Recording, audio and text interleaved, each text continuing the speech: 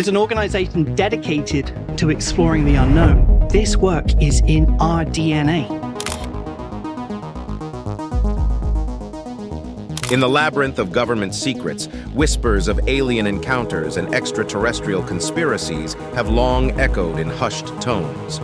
For decades, skeptics and believers have locked horns, debating the reality of life beyond Earth. But what if, concealed within classified archives, the U.S. government held truths that could rewrite our understanding of the cosmos? Are we on the precipice of the most groundbreaking disclosure ever made? Fasten your seatbelts and prepare for a dive into revelations that might just confirm our place within a much larger interstellar tapestry. Oh my gosh, dude. Wow. The truth, as they say, is out there, and it's closer than you think. Humans, ever since they first gazed upon the night sky, have been entranced by the cosmos, the twinkling stars, the mysterious planets, the allure of what lies beyond. As our understanding of space deepened, so did our suspicion that maybe, just maybe, we aren't the only intelligent life in this vast universe. Throughout the 20th and 21st centuries, there have been numerous claims of unidentified flying objects or UFOs in the skies. These sightings, often described as fast-moving, inexplicable lights or shapes, ignited imaginations worldwide. Were these just natural phenomena, experimental aircraft, or, as many hoped, proof of extraterrestrial life? But as you'll soon discover, analyst Mick West might argue that not all that glitters in the night sky is alien. Historically, the U.S. government, among others, has often been skeptical, or at least publicly so. Time and again, official statements have dismissed UFO sightings as weather balloons, atmospheric disturbances, or even elaborate hoaxes. Documents from agencies like the CIA and the Air Force, when declassified, often contained large redactions, fueling further speculations. Were these simple security measures, or were they hiding something more profound? Conspiracy theories abound.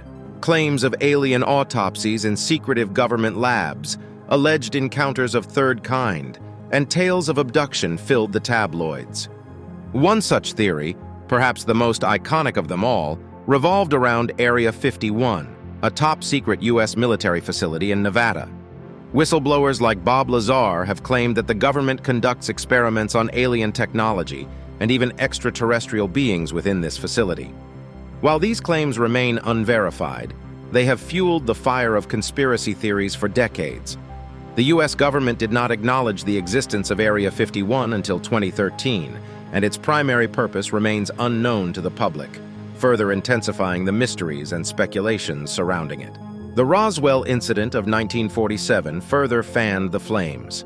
When an unidentified object crashed near Roswell, New Mexico, initial reports from the military suggested it was a flying disc. However, this claim was quickly retracted, with officials stating it was just a weather balloon. But for many, this retraction wasn't a clarification, it was a cover-up. The government's continued denial or downplaying of these incidents, rather ironically, added to the intrigue. If there was nothing to hide, why all the secrecy? Why the rushed explanations? The more the government seemed to evade, the more the public became convinced of a larger narrative at play, a narrative where we were not alone, and those in power knew it. But what if the curtain of secrecy was finally being lifted? What if, after decades of denial, obfuscation, and bureaucracy, the U.S. government was finally ready to unveil the truth? The recent congressional hearing on unidentified aerial phenomena seemed like a scene straight out of a sci-fi thriller. It brought to the forefront startling testimonies and confessions, piercing through the layers of secrecy that had overshadowed the subject for generations. David Grush, with a staggering 14 years of service in military intelligence, didn't mince words when he disclosed the presence of a multi-decade UAP crash retrieval and reverse engineering program. The implications of this are staggering. The military, Grush suggests, has been actively studying and perhaps even replicating alien technology. Were we for decades in possession of technology not of this world? But why would the military keep such groundbreaking information under wraps for so long? Grush's claims suggest that the executive branch agencies weren't just passive observers. They were allegedly actively suppressing vital information about non-human aircraft and the perplexing biologics retrieved from some of them. In fact, he asserted that the government's vaults held not just non-human spacecraft, but also their deceased pilots. If Grush's claims held water, then the US government had tangible proof of extraterrestrial life. This leads us to wonder, are the government's measures to protect national security, or to maintain control over potentially revolutionary technology? But Grush didn't stop there.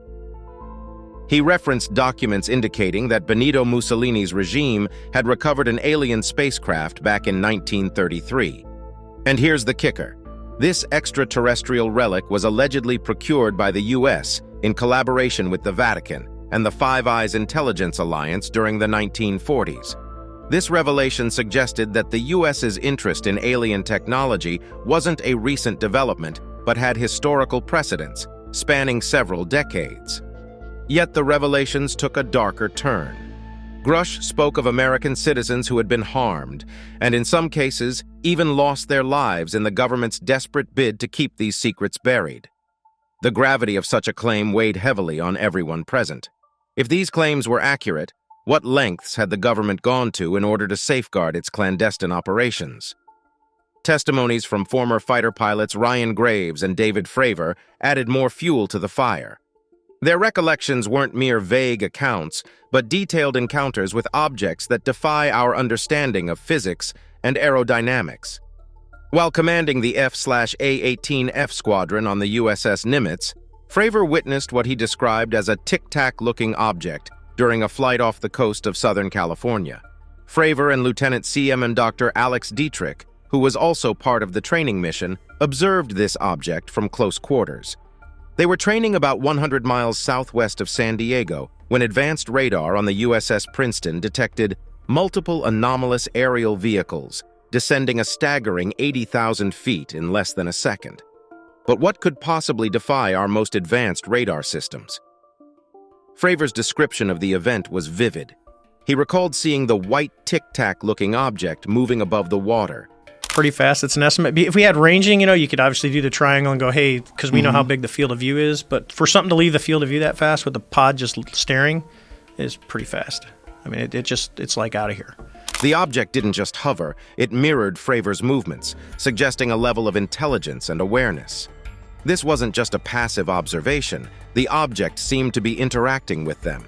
It had no visible markings, wings, or exhaust plumes, making its aerial capabilities even more baffling.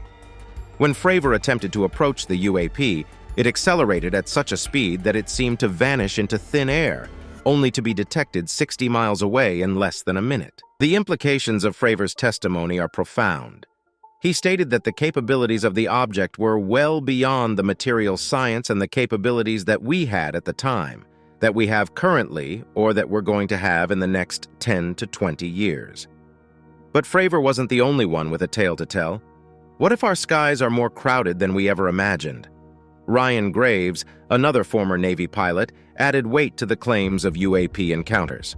While operating with his FA-18 squadron off the Virginia Beach coast, Graves tracked a UAP that exhibited characteristics far beyond any known human-made aircraft.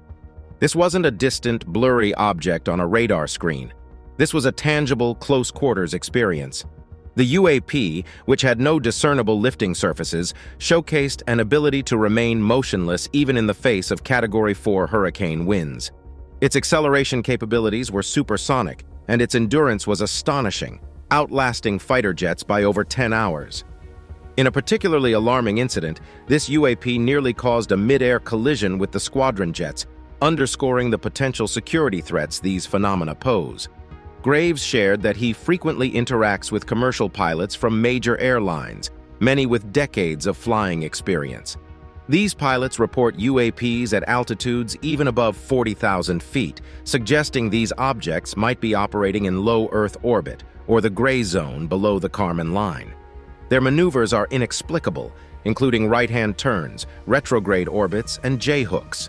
The question begging to be asked is, why now? After decades of silence, evasion, and even ridicule, why has Congress chosen this moment to unveil what might be one of the most earth-shattering revelations to humanity? One theory suggests that this disclosure is a strategic move to prepare humanity for a forthcoming encounter with extraterrestrial beings. By gradually releasing information about alien existence, the government might be aiming to acclimate the public to the reality of extraterrestrial life, mitigating the shock and potential panic that could ensue from a sudden revelation. This gradual unveiling could be a calculated approach to manage public reaction and maintain social order in the face of groundbreaking discoveries. Another prevailing theory posits that the government's revelation is driven by a desire to regain public trust. In an era marked by skepticism and waning confidence in institutions, transparency about extraterrestrial encounters could be a step towards rebuilding credibility. By acknowledging the existence of aliens and UFOs, the government may be attempting to demonstrate openness and honesty, addressing long-standing accusations of cover-ups and secrecy surrounding unexplained phenomena. However, amidst the speculation and theories, there is an underlying current of skepticism. Critics argue that the disclosure could be a diversionary tactic, a means to divert public attention from pressing domestic issues or international conflicts.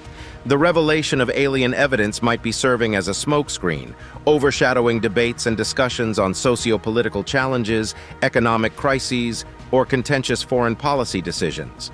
Furthermore, some comments on various platforms explicitly mention a deep-seated lack of trust in government-provided information. This sentiment isn't new. Historically, there have been instances where governments worldwide have been less than transparent with their citizens, leading to an inherent distrust. In the context of the UFO phenomenon, many believe that the government may be hiding the truth or presenting a sanitized version of events. The 1950s and 1960s saw a surge in UFO sightings, and with it, theories suggesting government involvement. Notable figures like Major Donald Keyhoe alleged that the U.S. Air Force was aware of the existence of UFOs but chose to suppress this information. His book, The Flying Saucer Conspiracy, further popularized the idea of a government cover-up. The Rendlesham Forest incident, often dubbed Britain's Roswell, is another event that has captured the imaginations of UFO enthusiasts and skeptics alike. In December 1980, near the twin military bases of RAF Bentwaters and RAF Woodbridge in Suffolk, England, a series of unexplained lights were observed by U.S. Air Force personnel. Over several nights, these servicemen ventured into the forest to investigate and reported seeing a mysterious craft with hieroglyphic symbols. The incident was initially dismissed by the Ministry of Defense, stating that it posed no threat to national security. However, in the years that followed, leaked documents and testimonies from those involved have kept the incident alive in public discourse, with many believing it to be an authentic extraterrestrial encounter. As the years went by, the number of UFO sightings increased. Some were easily explained away as natural phenomena or man-made objects, but others, they remained a mystery, fueling speculation and wonder. Throughout the 20th century and into the 21st, notable cases emerged from all corners of the globe. From the United Kingdom's Rendlesham Forest incident to France's wave of sightings in the 1990s, the evidence was mounting, and yet the official stance remained unchanged. Soon, the tide began to turn. With the advent of technology and the internet, it became harder for these stories to be suppressed. And now, Congress has finally unveiled the evidence that many have suspected existed all along. The truth, it seems, is out there. But while numerous accounts of unidentified flying objects have captured our collective imagination, experts and skeptics alike differ in their interpretations. Among the foremost in the skeptic camp stands Mick West, a retired video game programmer turned UFO analyst. West's mission is clear-cut: dissect and analyze UFO claims with a laser focus on empirical evidence. Despite being a staunch enthusiast of science fiction, he has publicly expressed his skepticism about this renewed fervor for the existence of extraterrestrial life. In his view, the growing wave of UFO excitement doesn't necessarily correlate with solid evidence of extraterrestrial encounters. Case in point, in 2017, the Chilean Navy UFO incident had enthusiasts in raptures. Here, seemingly, was irrefutable proof, backed by military-grade equipment and a multidisciplinary team. The footage was nothing short of extraordinary. a cryptic shape effortlessly gliding, leaving in its wake plumes of what seemed to be searing heat. For the UFO community, this was the smoking gun they had been waiting for. But West, ever the detail-oriented analyst, would quickly burst this bubble. Within a matter of days, he and a team were able to convincingly identify the object as Iberia Flight 6830. The seemingly otherworldly emissions were merely contrails, and the anomalous movement a consequence of optical quirks. Understandably, this dampened the excitement for many. Drawing parallels to the Chilean incident, West observes that a similar pattern is unfolding with the current UFO claims related to the U.S. Navy. Enthusiasts are rife with excitement, declaring that these are irrefutable instances of extraterrestrial encounters.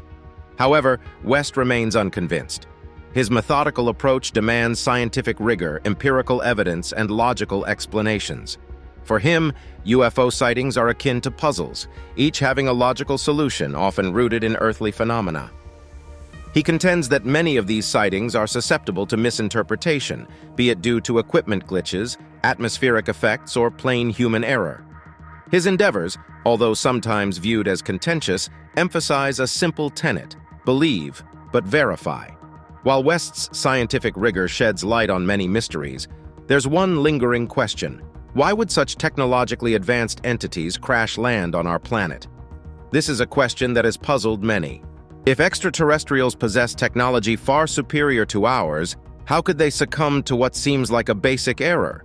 Some argue that even the most advanced civilizations are not immune to accidents, while others speculate that these crashes might be intentional, perhaps a way for these beings to study us or even make contact. Considering the vast technological advancements we've made in just the last century, it's not far-fetched to imagine civilizations millions of years ahead of us in terms of technology and exploration capabilities. But beyond their technology, what about their biology? How would they breathe, eat, or taste? Some viewers have delved deep into this topic, speculating on the potential biology of aliens. Given the vastness and diversity of the universe, it's conceivable that extraterrestrial life could have evolved in environments vastly different from ours. This could mean that their basic biological functions, like breathing and eating, might be radically different from what we understand. The concept of extraterrestrial life has always been a subject of fascination and debate. From ancient civilizations looking up at the stars and crafting stories of gods and celestial beings, to modern-day scientists searching for microbial life on Mars, the question remains, are we alone in the universe? Many individuals, fueled by a mix of hope, curiosity, and skepticism, often share their beliefs and doubts about the existence of life beyond Earth. What if there are civilizations out there that have been observing us, just as we gaze at the stars, wondering about them? The implications of discovering extraterrestrial life are profound. It would challenge our understanding of biology, evolution, and even religion. How would humanity react to the knowledge that there's intelligent life out there, possibly far more advanced than us? Would it unite us as a species, knowing we're not the pinnacle of cosmic evolution? Or would it further divide us as we grapple with our place in the grand scheme of things? But as intriguing as the idea of aliens is, there's also a healthy dose of skepticism. Some commenters point out that many UFO sightings can have alternative explanations. Atmospheric phenomena, experimental aircraft, and even optical illusions have all been cited as potential reasons behind some of the most famous UFO sightings. It's essential to approach such claims with a critical mind, separating fact from fiction. The history of UFO sightings is riddled with hoaxes, misinterpretations, and genuine mysteries, making it a complex field of study. Additionally, the human mind is susceptible to pareidolia, a psychological phenomenon where we perceive familiar patterns, like faces, where none exist. Could some UFO sightings be a result of our brains trying to make sense of unfamiliar aerial phenomena?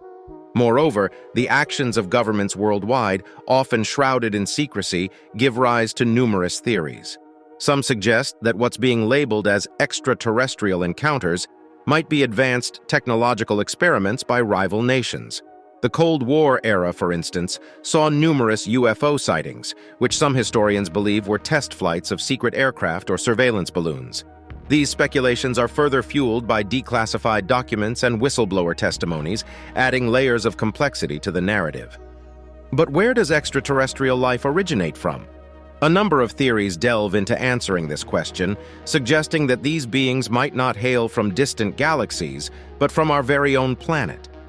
The hollow Earth theory, a concept that has been around for centuries, posits that the Earth is not a solid sphere, but contains substantial interior spaces. Some versions of this theory suggest vast caverns, while others go as far as to propose an entirely habitable inner world, complete with its own sun and advanced civilizations. Could it be that what we perceive as aliens are actually inhabitants of these inner realms? But why would beings from inner Earth venture to the surface? Some theories suggest they might be monitoring or guiding human evolution, while others believe they emerged due to changes in their environment or out of sheer curiosity about the surface world. The advanced technology attributed to UFOs could be a result of these inner civilizations being older and having had more time to evolve and innovate. Then, there's the aquatic ape hypothesis. While primarily focused on the evolution of early humans, it also hints at the idea that life on Earth could have adapted to environments we are unfamiliar with, like deep sea realms. These marine environments, largely unexplored and mysterious, could be home to intelligent civilizations that have evolved separately from us. As they emerge from the depths, their advanced marine technology might be mistaken for otherworldly craft. Taking a more metaphysical approach, some argue that these entities might be more spiritual than physical. Drawing from various religious and spiritual texts, it is theorized that aliens are ethereal beings, angels, demons, or other cosmic entities, manifesting in our world, guiding humanity, or serving a more profound purpose. As we peel back the layers of the cosmos, we might discover that the answers we seek are closer than we ever imagined. Thanks for watching this episode of Beyond Discovery. Don't miss the video you see on your screen, you won't believe it.